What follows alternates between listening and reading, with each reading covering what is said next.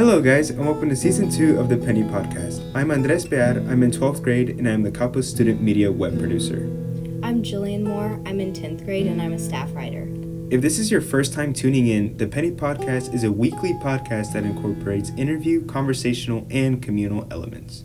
This week, our CSM Highlight goes to Angela Yuan for her article, Aspiring Actress Makes Debut on Big Screen, published under our Arts and Entertainment section. I'll recite the opening to her article. A young girl with a spark in her eyes stands on a stage, putting her soul into a performance that will change her life. She knows she loves acting, but she doesn't know her passion will take her from Coppell all the way to the big screen. To read the rest of Angela's piece, head over to coppellstudentmedia.com. This week on One Shot, Frank Ocean has held 2 Prep Plus nightclub events in the past 2 weeks. The nights are based around how the 1980s NYC gay club scene would have turned out if the HIV prevention medicine pre-exposure prophylaxis had been created and administered at the time. This what-if scenario is very intriguing as it provides a glimpse as to what could have been. Next week, I'll talk Jesus is King by Kanye West. Now, on to the main show. What is your full name, grade, and favorite color? My name is Judd. I'm in 12th grade. And my favorite color is probably blue. Blue. All right. So to start everything off, describe your involvement with the band program at CHS. Well, since I was in 6th grade, I joined percussion, and so I've been a percussionist since middle school. And when I got to high school, I auditioned for the varsity drumline, and I made it into the varsity front ensemble. And right now, I serve as one of the section leaders, and I play vibraphone. All right. For how long have you been interested in music, and is there something that sparked your love for this art? I've been interested in music since I was very little. I started piano lessons at a pretty early age. I was like 4 or 5.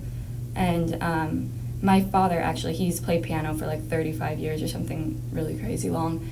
And he wanted all of the kids to do some kind of music, so he put us all through piano lessons. But I was the only kid that like kind of stuck with it. And I was the only one that showed like a real interest in pursuing music. You recently composed a piece of music named Metanoia, from start to finish. How is it like going from behind the scenes and crafting music that others can play?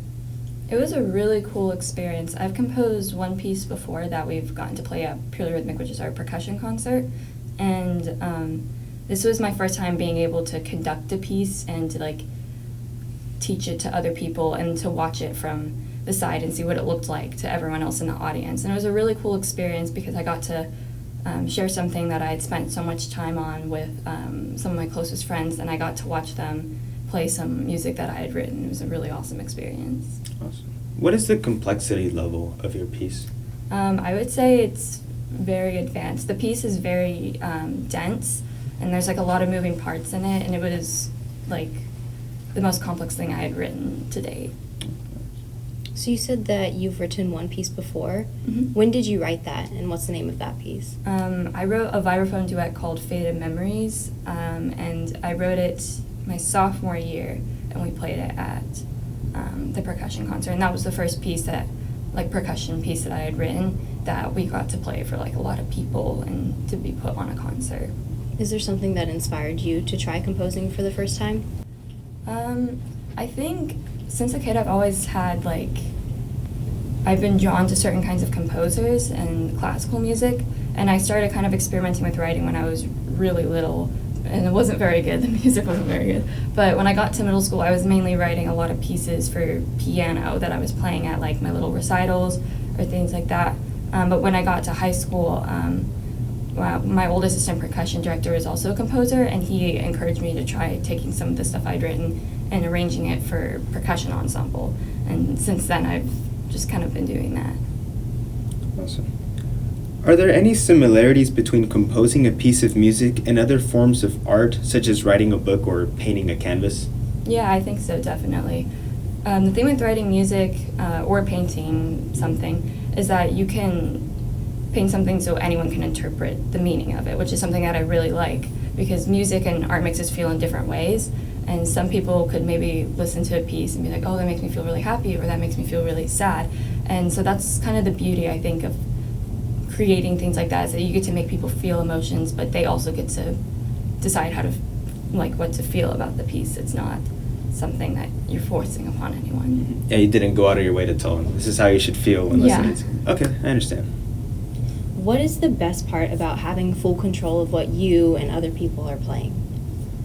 I honestly feel like the best part about that is that I get to watch something that means so much to me, like, kind of come to life. Because with the example of Metanoia, the piece I wrote, that took me about 8 months to write the whole piece. And I've been listening to it like a computerized, like, clinky, weird sounding version. So to hear it like on actual instruments and like in my face in real life, it was a really overwhelming experience, and it was amazing. That's cool. Do you feel like composing music has recently been strictly relegated to movie or video game soundtracks? I feel like it's definitely popular right now because of like all the attention that movies and video games are getting, but I don't think it's strictly relegated to that at all. I think there's a lot of music out there that people don't know about, and people focus on the stuff that they like commonly know, but I still think there's a lot of music that's being created that's different styles, different genres. I think people just need to look for it. Yeah. Do you plan on composing more original music in the future? Is this something that you plan on doing after high school or as a career?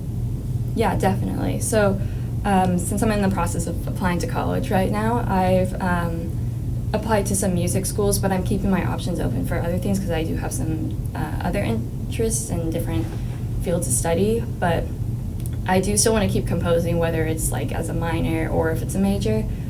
So we'll just have to see what the future holds. What is the most challenging part about composing music, and how do you get past those obstacles? The most challenging part as of lately has been writer's block.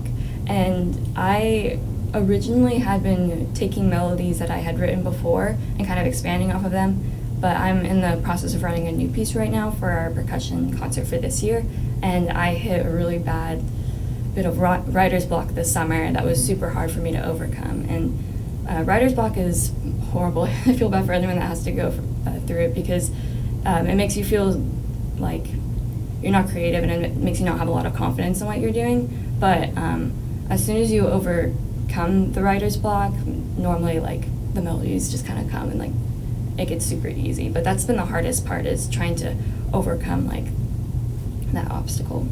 Does writer's block also affect like your ability to play, just even practicing music, I don't know, in band and stuff? I would say no. It's more of like composition. It's the same thing like if for people who like write books, you know, like they might have a really good idea and go on it for a while, but then they hit a block and they feel like they can't come up with anything new. So that's kind of just what it is like for me in composing. So yeah. So since you've made your own music, what would you tell someone who wants to leave their own mark by creating their own music from scratch? I would say definitely go for it. I feel like a lot of people are interested in writing music, whether it's like pop music or maybe using the GarageBand or something like that, and people feel like they wouldn't be able to do it, but I think everyone has the ability to create something like a composition. I just think people have to do it. Yeah, go out of your way and try to create something just out of nowhere. I think that's really cool. Thank you. Special thanks to my co-host Jillian and guest Anna. Thank you all for joining us in the 27th episode of the Penny Podcast. Links to all the material we mentioned today can be found below, and see y'all next week.